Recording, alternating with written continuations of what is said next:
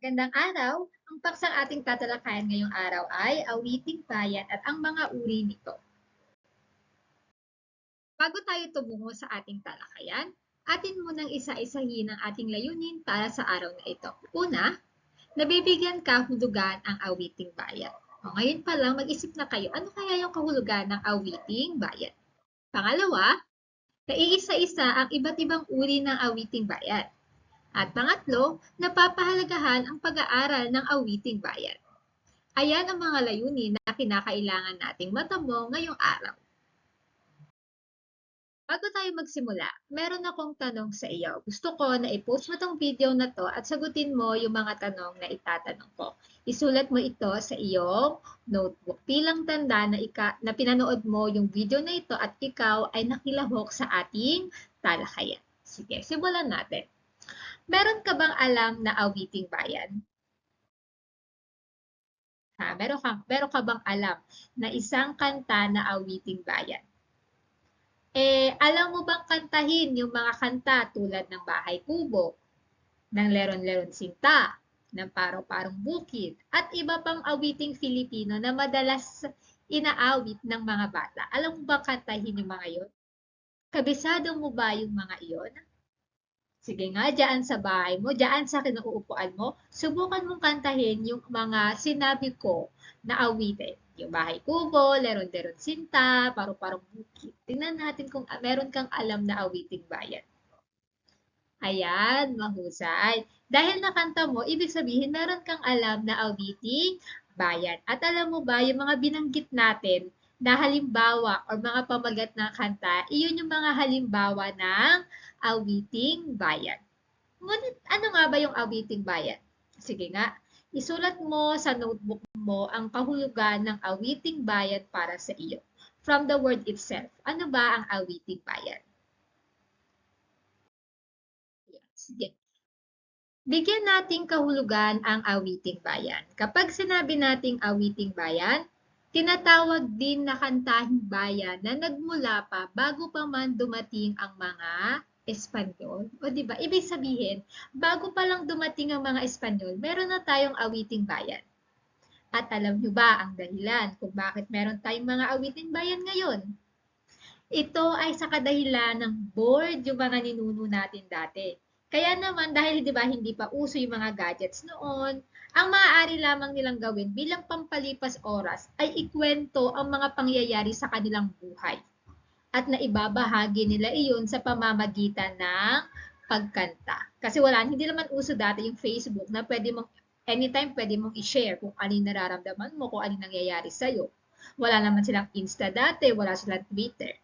So, ang paraan lang nila bilang pampalipas oras para maibahagi nila sa iba yung nangyayari sa buhay nila, yung pang-araw-araw na buhay nila, is gumagawa sila ng kanta. Pangalawa, ito ay nasaan yung patula na inaawit. Imagine, di ba, kung gaano kagaling yung mga ninuno natin dati. Dahil lang bored sila sa isang iglap, nakakagawa agad sila ng isang tula. At once na matapos yung tulang ginawa nila, sa kanila ngayon lalapatan ng musika, ng tono upang maging isang kanta. Pangatlo, ang paksa nito ay tungkol sa pang-araw-araw na pamumuhay ng tao. Diba? Ang pinaka-main goal kung bakit merong awiting bayan ay para maibahagi ng mga ninuno natin yung kanilang buhay. Kaya naman yung madalas na nilalaman ng mga awiting bayan ay yung mga pang-araw-araw na pamumuhay ng mga Pilipino noong unang panahon. Aside from that, ayan, ang awiting bayan din ay pumapatungkol o tumatalakay din sa tagumpay, sa pag-ibig, sa kasiyahan, sa kalungkutan, sa pamamangka, pagtatanim, at iba pang pang-araw-araw na ginagawa ng ating mga ninuno. Ngayon, isa-isahin naman natin ang iba't ibang uri ng awiting bayan. Ayan. Ang unang uri ng awiting bayan na ating tatalakayin ay ang balita. Sige, suriin natin yung larawan. Tingnan ninyong mabuti yung larawan, di ba? Kung mapapansin ninyo, meron itong babae at lalaki na parang sila ay nag-uusap, kumakanta. At the same time, based sa korte ng kanilang katawan, sila rin ay parang sumasayaw. Sige, ngayon tingnan natin kung ano ba yung kaugnayan ng larawan na ito sa balitaw. Ano nga ba yung balitaw? Kapag sinabi nating balitaw, ito ay isang tradisyong Cebuano. Kakaiba ang balitaw sa iba pang uri ng awiting bayan kasi ang balitaw, ito ay kombinasyon ng awit. Ibig sabihin, meron itong kanta, meron itong sayaw, at meron itong debate ng isang lalaki at babae. Magtatanong kayo, ma'am, paano ginagawa yung debate sa balitaw? Okay, ito nga yung isa sa unique characteristic ng balitaw kasi nagdedebate yung babae at lalaki sa paraang pakanta. Sinasabi nila yung mga arguments nila, yung mga argumento nila tungkol sa isang paksa sa pamamagitan ng pagkanta. So, iyon po yung balitaw. Nakuha po? Other than that, kapag sinabi nating balitaw, ito ay tagisan ng musika at katwiran na karaniwang umiikot sa paksang pag-ibig. So, ibig sabihin, ang mga kadalasang pinagtatalunan daw dito sa balitaw ay pag-ibig. Siguro example nito ay, sino yung mas nagmamahal? Babae o lalaki? Para sa inyo, sino kaya yung mas nagmamahal? Babae o lalaki? Oo, paaaring ganyan yung topic sa balitaw. Pangalawang uri ng awiting bayan ay ang kundiman. Sige, tingnan natin yung picture. Di ba? Kung makikita ninyo sa picture, merong tatlong lalaki na nasa labas. At yung tatlong lalaki, merong isang may hawak ng gitara, merong may nagbabayolin, at meron din naman na kumakanta. Sila ay nasa tapat ng bahay ng isang babae at yung babae naman ay nasa bintana. Sa tingin ninyo, ano kaya yung possible na nangyayari sa larawan?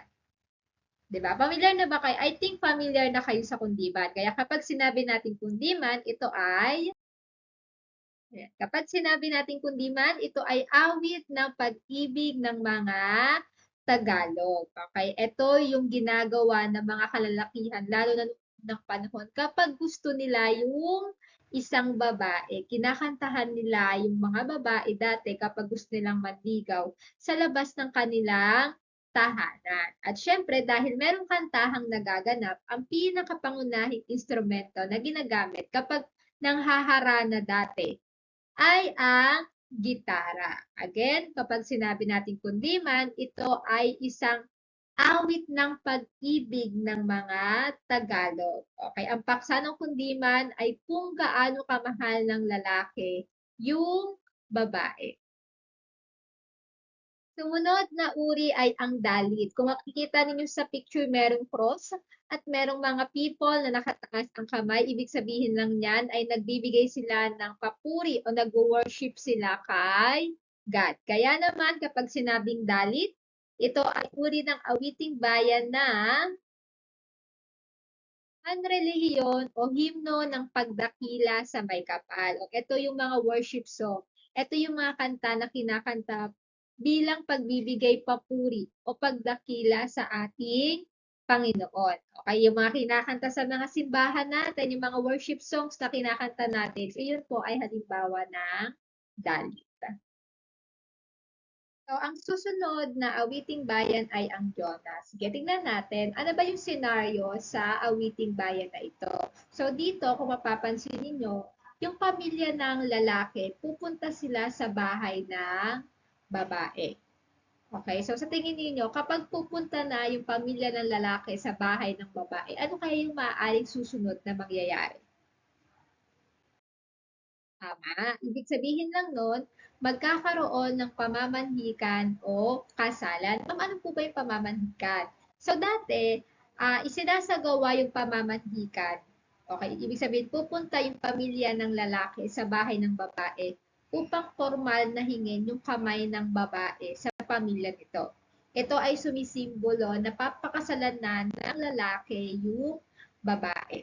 Kaya naman, dati, sa pamamanhikan nila, okay, kapag namamanhikan yung mga lalaki sa bahay ng babae, kumakanta sila ng Jonah. Or ito yung awit sa pamamanhikan o kasal. Sumunod ay ang pangangaluluwa. So, ibig sabihin, pag pangangaluluwa, from the word itself, from the word kaluluwa. Ayan, katulad na nakikita ninyo sa larawan, merong bungo. Ang pangangaluluwa ay isang awitin na kinakanta tuwing ano kaya? Tuwing ano? Sige nga. Tuwing araw ng patay ng mga Tagalog. So, ibig sabihin, kinakanta ang pangangaluluwa tuwing November 2. Alam mo, di ba ang araw ng patay ay November 1? Ayun yung nakasanayan natin. Pero kids trivia, ang November 1 po ay All Saints Day, araw ng mga santo. At ang November 2 ay All Souls Day, araw ng mga kaluluwa o araw ng mga patay. So itong pangangaluluwa, kinakanta to ng mga Tagalog dati tuwing November 2 bilang paggunita sa araw ng patay. Okay po? Sumunod ay ang dungaw. O, ito na yung siguro sinagot nyo kanina. Okay, pag sinabi nating dungaw, ito ay awit kapag merong patay ang mga Ilocano. So, dito sa dungaw, yung pamilya ng namatay, binabasahan nila ng tula yung patay sa paraang pakanta. Okay, dahil sinisimbolize ng pagkanta na ito na pinahahalagahan nila at tunay na minamahal nila yung taong namatay. Iyon po ang dungaw. Sumunod na uri ng awiting bayan ay ang kumintang. So kung mapapansin niyo sa larawan, meron dalawang espada. So sinisimbolize ito ng labanan. So kapag sinabi natin kumintang, ito ay inaawit sa pakikipaglaban o pakikidigma. Lalo na nung unang panahon, usong-uso dati yung labanan or pagsakop sa mga tribo. Kasi dati, kapag marami kang napatay, kapag marami kang tribo na nasakop, ibig sabihin lang nun, malakas ka.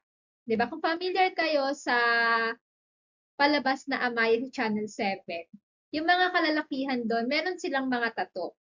Okay? Pero hindi ibig sabihin na may tattoo sila ay addict sila. Kasi 'di ba ganoon minsan yung thinking ng mga tao, yung ibang tao. Kapag may tattoo ka, addict ka. Pero dati noong unang panahon hindi ganoon. Kapag marami kang tattoo, ibig sabihin napakalakas mong tao. Ikaw ay igagalang, ikaw ay magaling sa pakikidigma. So dati dahil usong-uso nga yung pakikipaglaban o pakikidigma, yung mga taong naiiwan sa tribo, kumakanta sila ng isang kumita. Okay? Upang masiguro na maipapanalo ng mga nakipaglaban ng mga mandirigma yung laban na pupuntahan nila. Kaya sila ay umaawit ng kuminta. So ay awit sa pakikipaglaban o pakikidigma. Sumunod ay ang talindaw. Okay, ang talindaw naman, ito ay awit sa pamamangka o pangingisda. Kumakanta dati ang ating mga nitong talindaw dahil naniniwala sila na kapag kumanta sila neto, mas marami silang mahuhuling isda. Ayan. Ang talindaw, ito ay awit ng mga nangyayari kahabang sila ay o nangingisda. Ang panghuling uri ng awiting bayan ay ang kuyayi. Kung makikita ninyo, merong baby sa picture. Ibig sabihin lamang niya na ang kuyayi ay awiting bayan na ginagamit bilang pangpahele o pangpatulog sa sanggol. O, diba? Sino may mga baby dyan sa bahay? Diba? Para makatulog yung mga babies natin, di ba, yung mga magulang natin, kumakanta sila ng pampatulog. Okay, and after na ilang sandali, makakatulog na yung baby. Iyon po yung tinatawag natin na uyayi. Halimbawa nito ay yung ili-ili, tulog anay. Okay, ayan po ang halimbawa ng uyayi sa Filipino. Sa English naman, ang uyayi ay kilala sa pangalan na lullaby. At ang example ng lullaby ay Twinkle, Twinkle, Little Star. Ano pa? Yung Rockabye Baby.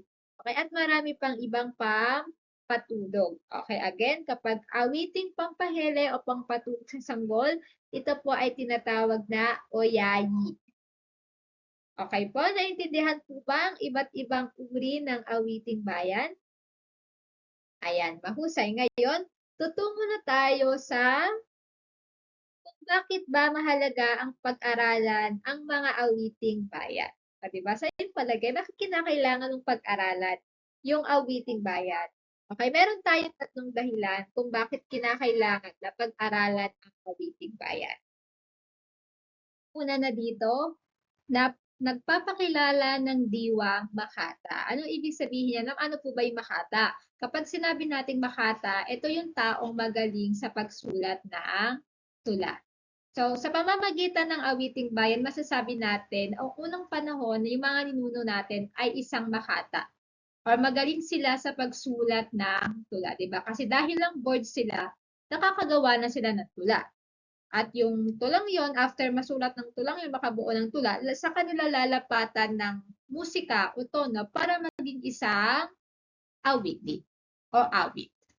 Next, ang awiting bayan din ay nagpapahayag na tunay na kalinangan ng lahing Pilipino. Pinatutunayan ng awiting bayan na napakatalino na ng mga Pilipino noong unang panahon bago pa man tayo sakupin ng mga Espanyol. Kasi nga, di ba, nakakagawa na sila ng kanta. Nakakagawa sila ng tula sa isang iglap lang o dahil lang sa wala silang magawa. So, patunay iyon na matalino ang ating mga ninuno bago pa dumating ang mga Espanyol. Hindi totoo yung sinasabi ng mga Espanyol sa atin dati na ang mga Pilipino daw ay mga bobo. Okay, mga ipokrita, mga Indio, mga walang alam. Pero ang tunay na ang totoo niyan, napakatalino ng mga Pilipino, lalo na ng mga ninuno natin. Kasi napakaraming kwento, napakaraming karunungang bayan ang kanilang nalikha bago pa sila tuluyang masakop ng mga mananakop na Espanyol. Panghuli, sa pamamagitan ng awiting bayan, maisasalarawan ang mga pangyayari sa sinaunang mga panahon. Dahil nga ang main goal kung bakit merong awiting bayan ay upang maibahagi sa atin ng ating mga ninuno kung paano sila namumuhay dati. Kaya naman sa pamamagitan nito, malalaman natin kung paano ba nabuhay yung mga ninuno natin dati. Ano ba yung mga ginagawa nila? Ano ba yung meron sa pagtatanim nila? Ano ba yung meron sa lugar na tinitirahan nila? Okay, ano ba yung mga ginagawa nila kapag merong pakikipaglaban? Kapag nangingisda sila, kapag merong patay sa kanila. So, sinasabi ng mga awiting bayan, yung kultura ng mga ninuno natin noong unang panahon, pati na rin yung mga nangyayari sa pang-araw-araw na buhay nila. So, iyon po ang kahulugan, iba't ibang uri ng awiting bayan at kahalagahan ng awiting bayan. Naintindihan nyo ba ang paksang iyon? Okay, sige. Kung naintindihan ninyo, meron akong isang halimbawa ng awiting bayan na ipapabasa o ipapakinig sa inyo. Okay, gusto ko na basahin ninyo o pakinggan ninyo yung awiting bayan mula sa Visayas, particularly na sa bayan ng Payao na may pamagat na Dandansol. Okay, maaari nyo magbasa ito sa pahina 102 ng inyong aklat or kung wala naman kayong aklat, maaari nyo pakinggan dito sa Canvas, naka-upload dito sa inyong Canvas yung video ng Dandansoy. Merong Visayas at Tagalog version dito sa inyong module. Pero mas mainam na ang pakikinggan ninyo ay ang Tagalog version upang mas maintindihan ninyo. And after ninyong pakinggan yan, meron tayong mga tanong. Okay, sa mga susunod na slide na sasagutin na may kaugnayan sa awiting bayan na Dandansoy bilang pagsusuri na rin natin sa awiting bayan na ito. Sa ngayon, sa loob ng 5 minuto, pakinggan niyo muna ang awiting bayan na Dandansoy at after ng 5 minuto ay sasagutan na natin ang mga sumusunod na tanong na may kaugnayan dito. Ngayong natapos mo ng pakinggan o basahin ang awiting bayan na Dandansoy, sa loob ng 15 seconds, sagutin mo ang unang tanong. Saan pupunta ang pangunahing tauhan? Sa awiting bayan na Dandansoy. Sige, sagutin in 15 seconds.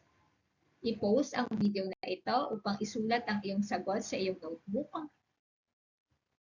Okay, mahusay. Ayan. Ang pangunahing tauhan, which is yung babae sa awiting bayan na Dandansoy, ay pupunta sa Payap. Pero alam niyo ba, merong chismis dyan. Alam niyo ba yung dahilan kung bakit iiwan ng babae yung lalaki o si Dandansoy? Do you know the chika?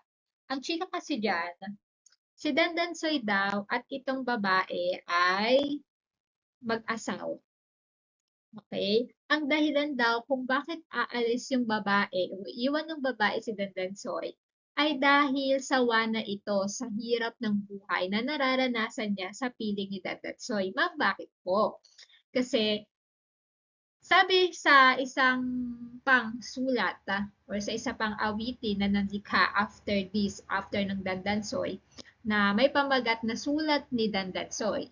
Nakalagay doon na ang dahilan kung bakit iiwan ng babae ang lalaki ay dahil si Dandansoy, siya yung uri ng asawa na walang trabaho. Siya yung asawang lalaki na umiinom lang, okay, na hinahayaan lang yung misis niya na gumawa ng gawaing bahay at pagsilbihan siya. Okay, in short, siya yung tamad na asawa. Okay, so dahil doon, hindi na natiis ng babae yung hirap na naranasan niya sa piling ni Dandansoy. Kaya naman, pinili na lamang niya na bumalik sa kanyang bayan, which is sa Payao. Ayun yung dahilan kung bakit iiwan ng babae yung lalaki. Pangalawang tanong, sagutin sa loob ng 15 seconds. Isulat ang iyong sagot sa notebook. Ano ang gagawin ng pangunahing tauhan sa panyo? Magaling. Ito ay kanyang tatahiin. Pangatlong tanong, sagutin ulit ng 15 seconds at i-post ang video na ito para isulat ang iyong sagot sa notebook. Ano ang kasong binanggit ng pangunahing tauhan? Mahusay. Ang kasong binanggit ay kaso ng pag-ibig. Okay? Next. Number 4, i-post ulit ang video na ito at sagutin sa loob ng 15 seconds. Ano ang maaaring mangyari kung ang panyo ng pangunahing tauhan at ni Dandansoy ay magkatugma? Anong ibig sabihin daw nun? Kung ang panyo ng babae at ni Dandansoy ay magkatugma. Magaling. Ibig sabihin lamang nun, ito ay patunay na si Dandansoy ang asawa ng babae. Okay, next question. Ano ang biling huwag dalhin ni Dandansoy? Sagutin ito sa loob ng 15 seconds. I-post ang video na ito habang sinusulat ang iyong sagot. Okay, very good. Ayon sa babae, kung gugustuhin daw ni Dandansoy na sumunod sa kanya si Dandansoy sa Payao, huwag daw ito magdala ng inuming tubig. Bakit? Kasi alam niyo ba na naisulat ang Dandansoy noong kasagsagan ng World War II. Okay? At dahil merong digmaan, napakahirap na lakbay noong mga panahon yun. Kaya nga, di ba, binigyan ng choice ng babae, itong si Dandansoy, na kung susunod ba ito o hindi. Okay? Ibig sabihin, ayon sa babae, kung susunod si Dandansoy sa kanya sa Payao, ibig sabihin lamang niya na kinakailangan ni Dandansoy na magsakripisyo. Ang sinisimbolize ng hindi pagdadala ng tubig ni Dandansoy sa paglalakbay ay ang kanyang pagsasakripisyo upang makapiling niya ulit yung kanyang minamahal na babae. Pero alam niyo ba na ang dahilan ni Dandansoy kung bakit niya gusto na balikan siya or balikan niya yung babae is dahil unang-una, para meron ng magsisilbi ulit para sa kanya. Meron ng maglalaba, meron ng magluto, o ng pagkain. Ayan, meron na ulit mag-aalaga sa kanya. Kasi na-realize niya na nung wala yung babae, walang nag-aalaga sa kanya. Kaya ginusto niya na sundan yung kanyang asawa. 'Di ba? Imagine, ipinapakita lang dito na noong unang panahon, ang tingin lang ng mga kalalakihan sa kababaihan ay isang tagapagsilbi. Pinagsisilbihan lang sila, pinagluluto sila ng pagkain, pinaglalabas sila, ayan. inaalagaan sila. So, ayun yung tingin ng mga kalalakihan dati. O kung ikaw yung babae, kung gustuhin mo pa ba na balikan si Dandansoy, kung gano'n lang naman pala yung goal niya, okay, sa pakikipagbalikan sa'yo. Okay? Next question. Sa iyong palagay, ano ang simbolo ng panyo na nabanggit sa awiting bayan? O ano daw yung sinisimbolize ng panyo sa awiting bayan na Dandansoy? Sagutin in 15 seconds, i-post ang video na to at isulat ang iyong sagot sa iyong notebook.